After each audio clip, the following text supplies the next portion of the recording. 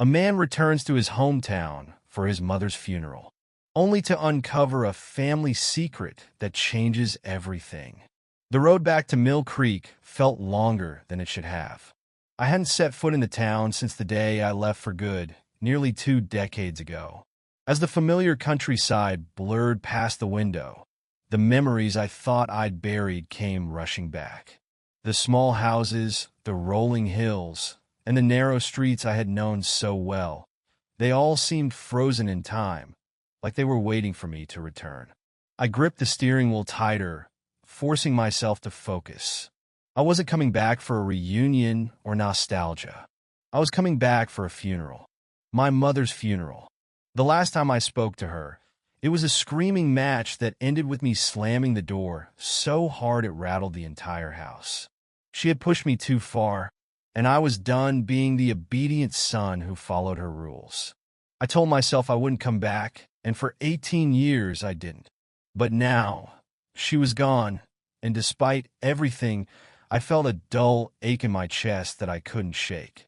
The town's faded sign appeared at the side of the road, welcoming me back like I had never left. Mill Creek. Population 2,124. It was smaller now, the numbers dwindling over the years as people left for bigger cities, better lives. Not much had changed, though. The same small shops lined Main Street. The same tired houses leaned into one another, and the same memories hovered like ghosts at every corner. I parked in front of my mother's house, the one I had grown up in, and now the one that felt like a stranger. Its white paint was peeling, and the porch steps sagged slightly, as if even the house had grown weary with age. A few people were already gathered inside for the wake. I could see their silhouettes through the front window, small clusters of mourners murmuring quietly, paying their respects. People I barely recognized. People who probably still remembered me as Judith Parker's troubled son. I stepped out of the car, my stomach twisting in knots. The funeral would be tomorrow, but today was the wake, the time for everyone to reminisce and offer their condolences. As if words could somehow make up for the years I had lost with her. I took a deep breath and walked up the path, my footsteps crunching on the gravel. Before I could knock, the door swung open, and there he was. My younger brother, Ben. David, he said, his voice flat. He didn't move to hug me, didn't smile, just stood there blocking the doorway. Ben hadn't changed much.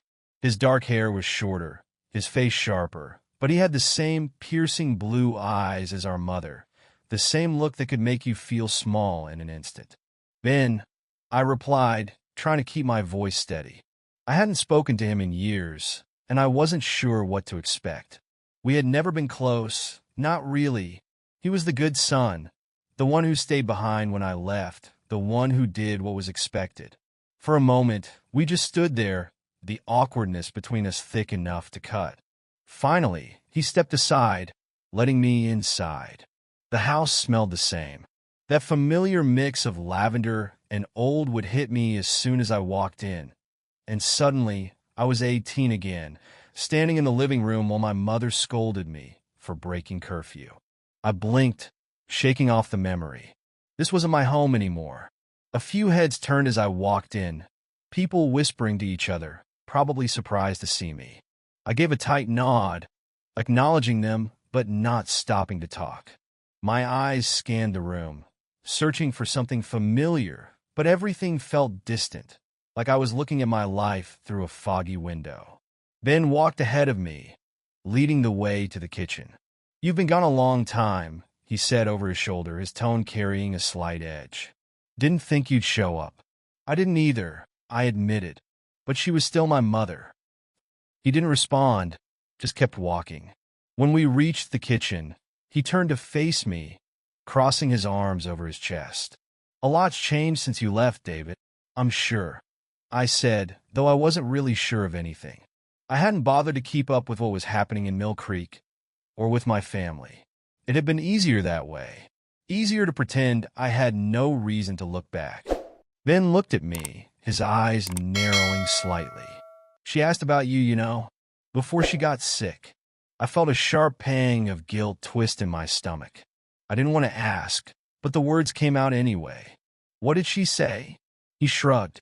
Just the usual. Wondering if you'd ever come back, if you were okay. She didn't talk much about it, though. Stubborn as always. I nodded, unsure of how to respond. There were so many things I could have said, but none of them felt right. I had spent years building walls between myself and my family, and now, standing in the house I had grown up in, those walls felt higher than ever. She didn't suffer, Ben said, his voice softer now. It was quick. I nodded again, feeling the weight of it all pressing down on me. My mother was gone. No more chances to fix things, no more words to say. It was too late. As Ben started to walk away, I noticed something sitting on the kitchen table, a small, locked box. The same box I had seen countless times growing up, always hidden away in my mother's bedroom. I had asked her about it once when I was young, and she had brushed me off, saying it was just family things I didn't need to worry about. I had never thought much of it after that, but now, seeing it there, out in the open, something stirred in me. An old curiosity I had long forgotten. "What's that?" I asked, nodding toward the box. Ben glanced at it briefly before turning away. "I don't know. She always kept it locked. It was in her bedroom when we were cleaning things out. Figured it was just old paperwork." But something about it nagged at me, pulling at the edges of my memory. I couldn't shake the feeling that it was more than just paperwork. There was something in that box, something she had kept hidden all these years. "I want to open it," I said, surprising myself with the sudden urge to know what was inside. Ben turned back, raising an eyebrow. "Why? It's probably nothing." "I don't know," I said, my eyes fixed on the box. "But I need to see for myself." I stood in the kitchen, staring at the box as if it held the answer to every question I never asked. It was small, just big enough to fit a few old documents or trinkets. The brass lock glinted under the dim kitchen light, daring me to open it. My mother had guarded it fiercely when I was a kid, telling me to stay away. Now it felt like the key to understanding everything I'd never known about her. Ben leaned against the counter, arms crossed, watching me with mild irritation. "You really think that box is important?" he asked, his voice heavy with skepticism. I ignored him and reached for it, turning it over in my hands. "Do you have the key?" He shrugged. "I don't know, man. We found it in her room, but we didn't dig around for a key. Maybe she left it with the rest of her things." I walked down the hallway, heading to her bedroom. The air was thick with a mix of dust and the faint scent of lavender, the same one she always used. Her room felt like stepping back in time. Furniture neatly in place, nothing touched since she'd gotten sick. The bed was still made, and the photos on the dresser seemed to stare back at me with memories I couldn't quite remember.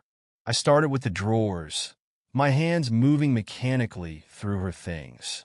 Old scarves, papers, and a half-empty bottle of perfume. Everything was as ordinary as I'd expected.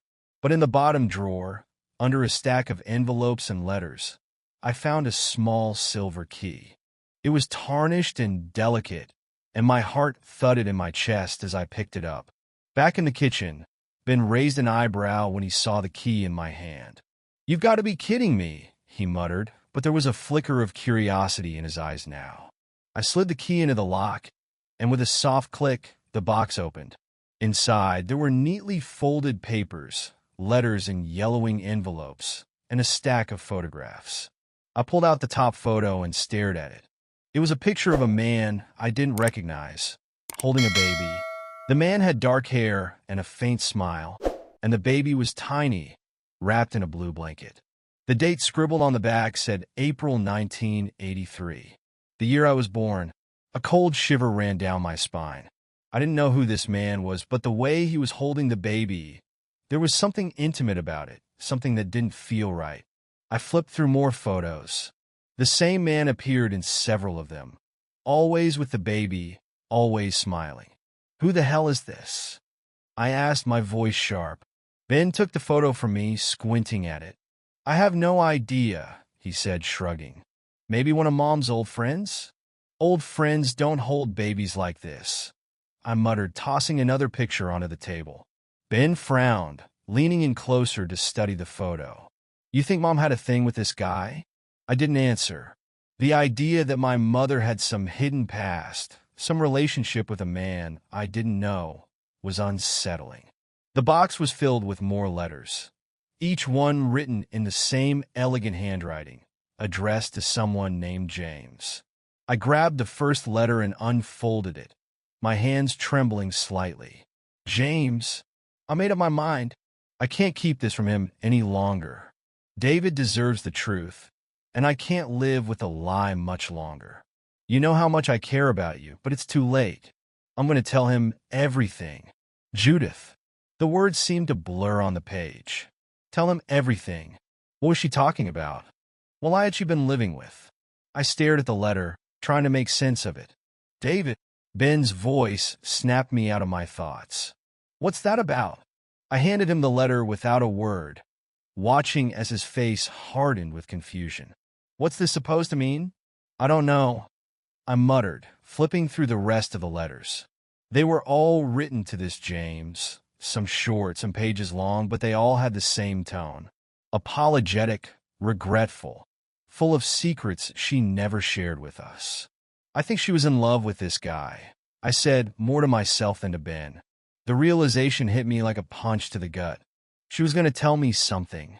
Ben slammed the letter down on the table. This doesn't make any sense. Mom never mentioned anything about some guy named James. Dad never. He paused, glancing at me, and the silence that followed was heavy. Dad. The photos, the letters, they all pointed to one terrifying possibility. The man holding the baby, could he be my real father? I didn't want to say it out loud, but the thought was there, gnawing at the edges of my mind. Had my whole life been a lie? Had she hidden the truth about who I really was? I need answers, I muttered, shoving the papers back into the box. Ben's eyes were wide now, and I could see the uncertainty creeping into his expression. David, you're not seriously thinking that you're not. I don't know, I snapped, cutting him off. But I'm going to find out. The next day, after the wake, I couldn't stop thinking about the man in the photos. My father, if he even was my father, was buried a few years ago. That meant there was no one left to tell me the truth, no one except this James. I drove out to the cemetery after dark, unable to stand the weight of the secret any longer. My mother's grave was freshly dug, the dirt still soft around the edges. I stood there, staring at the stone, trying to make sense of everything I had found. Why didn't you tell me? I whispered, anger bubbling inside me. Why did you let me live my whole life not knowing? The wind rustled through the trees, but there was no answer. There never would be. She had taken her secret to the grave, and now I was left to pick up the pieces. Back at the house, I went through the letters again, searching for any clue, any mention of where this James might be now. I found it in the last letter, tucked away in the bottom of the box. James, I don't know how to explain everything to David yet, but I know I have to. I think you should meet him. He deserves to know the truth, no matter how much it hurts. I can't keep living like this. If you're still in Mill Creek, I hope you'll come to the house soon. I missed you. Judith's final words felt like a punch to the gut. He was still in Mill Creek. I had left years ago, thinking I was putting this town behind me, but the truth had been here all along, waiting. Ben stormed into the room, his face pale. David, I found something, he said breathlessly. He handed me an old photograph I hadn't seen before. It was of a young woman, my mother, standing next to the man I now knew was James. And in her arms, she wasn't holding just one baby. She was holding two. I stared at the photograph in disbelief. My mother was younger, probably in her late 20s, with the same determined expression I remembered from childhood. In her arms, two babies wrapped in identical blankets. One of them had to be me, but the other? My heart raced. Two, I muttered, my voice cracking. There were two of us? Ben stood there, frozen, his hands shaking as he handed me the photograph. I don't know what this means, David, he said quietly. But if there were two of you, then where's the other one? I turned the photograph over, hoping for a date or name, but there was nothing. Just a blank, yellowed back. My mind was racing, trying to make sense of this new revelation. Had my mother kept this secret too? Another child? A twin? How could she keep this from us? I whispered, my voice laced with anger. How could she live all these years without saying a word? Ben sank into a chair, running his hands through his hair. I don't know, David. I don't know what to think anymore. First this James guy, now this. I paced the room, trying to keep my thoughts together. My entire life felt like it was unraveling piece by piece. Every memory I had of my mother, every argument, every moment where I thought I knew her, none of it seemed real anymore. I grabbed the box, rifling through the remaining letters, desperate for an explanation. There had to be something, a mention of this other child, anything that could give me answers. My hands trembled as I found another letter, this one tucked into a smaller envelope, separate from the others. The handwriting was different, rougher, like someone had written it in a hurry. Judith, I can't do this anymore. I can't pretend like everything's fine when I know what you've done. You're making a mistake keeping this from him. He has a right to know. David isn't an only child, and he never was. I know why you gave him away, but I can't keep living with this secret. I'm done, Judith. I'm leaving. Don't try to find me. James.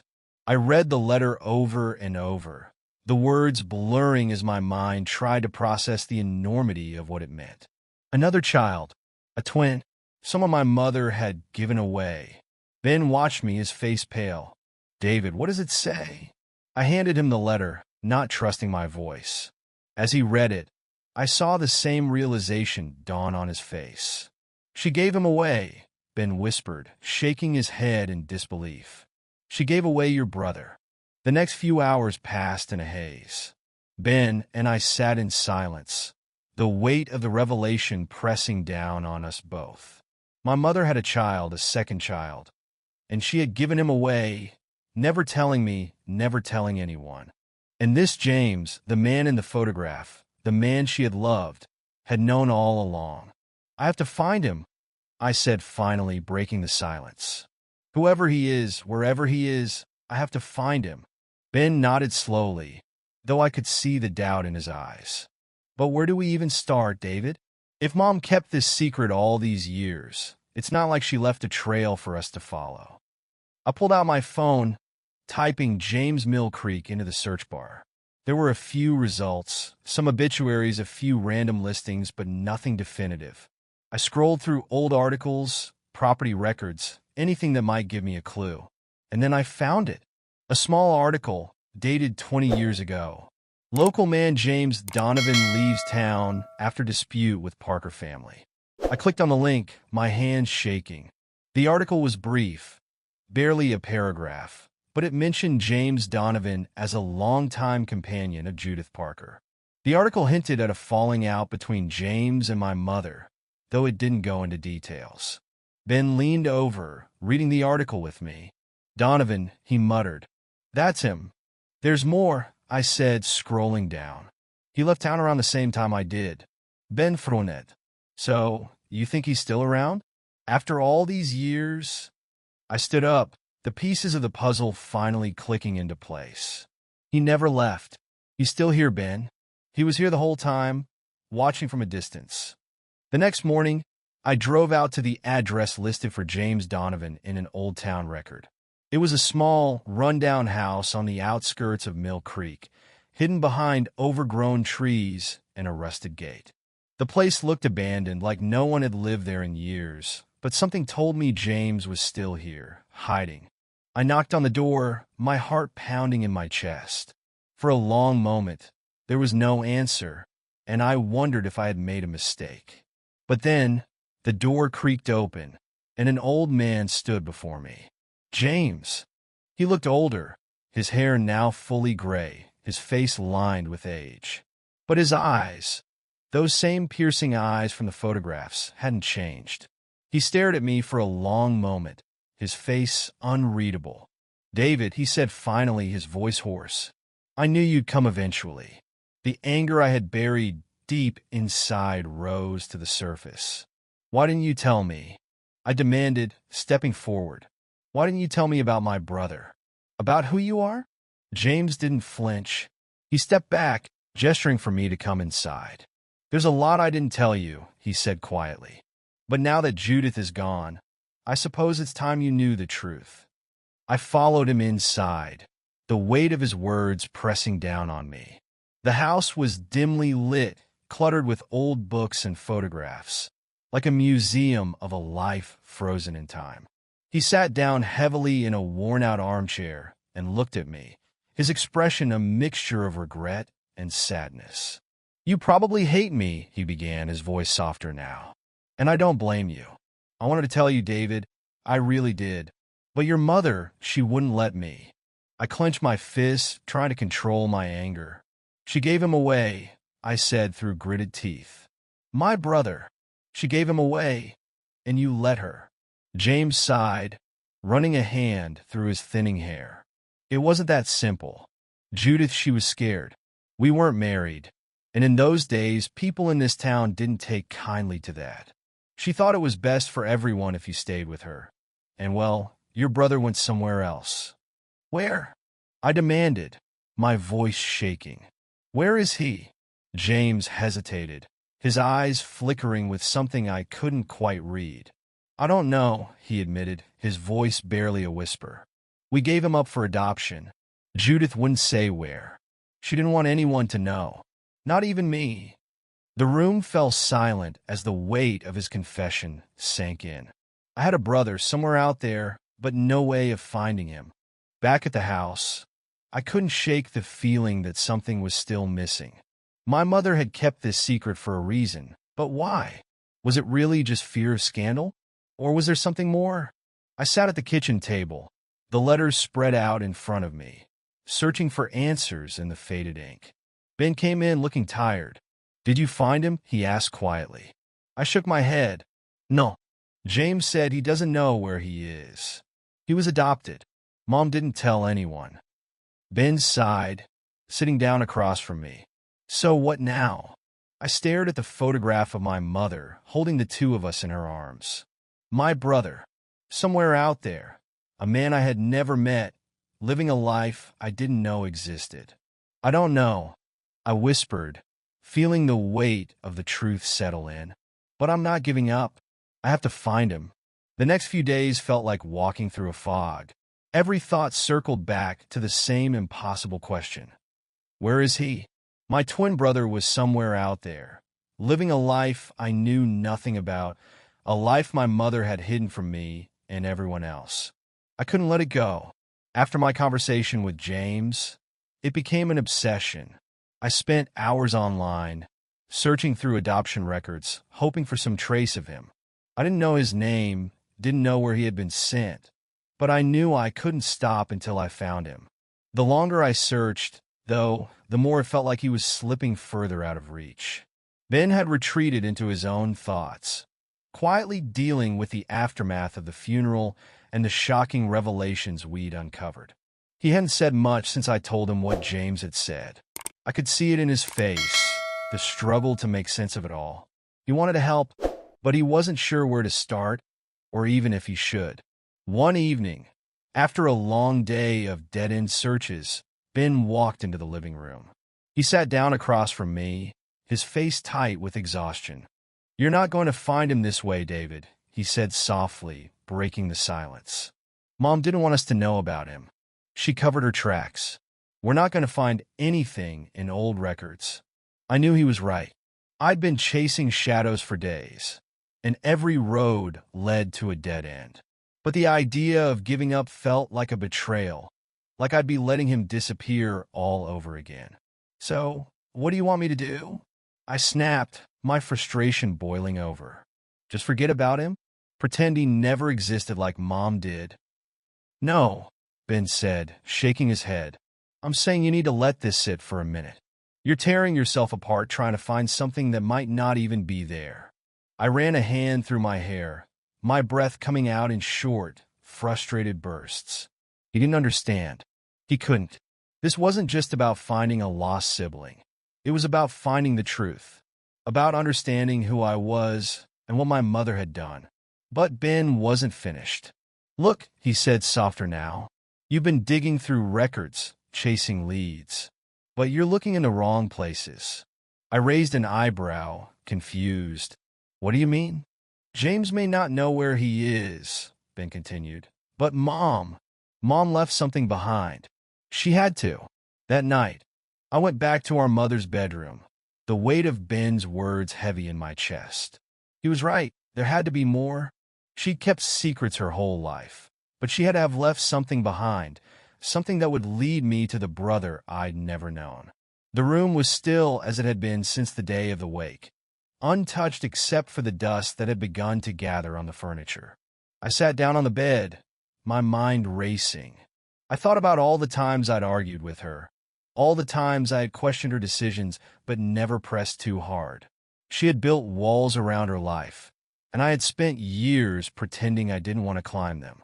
Now, I had no choice but to break them down. I started with the closet, pulling out old boxes and rummaging through the remnants of her life. Old letters, journals, clothes she hadn't worn in years. It all felt like digging through layers of a person I had never fully understood. Then, tucked away in the back of the closet, I found a small wooden box, much like the one from before, but older, more worn. My breath caught in my throat as I pulled it out, feeling the weight of it in my hands. This was it. This had to be the answer. I opened the box carefully, my hands trembling. Inside was a stack of papers, neatly folded, and on top of them, a single envelope. My name was written on the front in my mother's familiar handwriting. David. I sat down, the envelope resting in my lap. For a moment, I couldn't bring myself to open it. My mother's voice echoed in my mind, stern, unyielding, always in control. She had hidden so much from me. Did I even want to know what she had written in her final words to me? Finally, I tore open the envelope, pulling out a single sheet of paper. David, if you're reading this, I'm gone, and I imagine you've uncovered some things I hope to keep hidden. I always thought I would have more time to explain everything to you, to tell you the truth. But I was never brave enough. I failed you in that way, and I'm sorry. There is so much I didn't tell you about my past. About James. About your brother. When you were born, I made a choice, one I've regretted every day since. I gave your brother away, not because I didn't love him, but because I was scared. Scared of the judgment, the shame.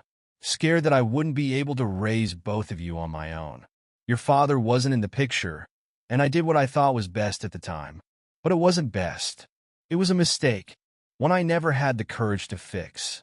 I don't expect you to forgive me for it, David, but I hope you'll understand that everything I did was because I loved you both. I kept track of your brother. He was adopted by a good family, and he grew up happy. His name is Aaron now. If you want to find him, you can. I'm leaving you the information I have, though I won't blame you if you choose to leave this buried. Just know that I always loved you both. Always. Mom. I sat there, the letter in my hands, feeling a mixture of anger, sorrow, and relief. She had kept track of him. His name was Aaron. I read through the papers she had left, detailing the adoption, the family he had gone to live with. It wasn't much, but it was enough. Enough to find him. It took weeks of searching, following the few leads my mother had left behind, but eventually I found him. Aaron, my brother. He lived a few towns over, in a quiet suburb with his own family, a wife and 2 kids. Seeing him for the first time, even from a distance, was surreal. He looked like me, but not quite. His life was different, untouched by the secrets and lies that had haunted mine. For days, I debated what to do. Should I reach out? Should I leave him alone?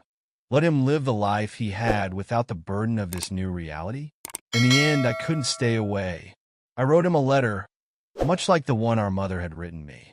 I told him who I was, told him the truth as best as I could, and left the decision up to him. A week later, I got a response. We met at a small cafe, just the two of us.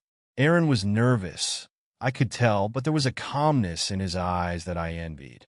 He had lived his life without the weight of our mother's secrets, and I wasn't sure how he would react to this sudden upheaval.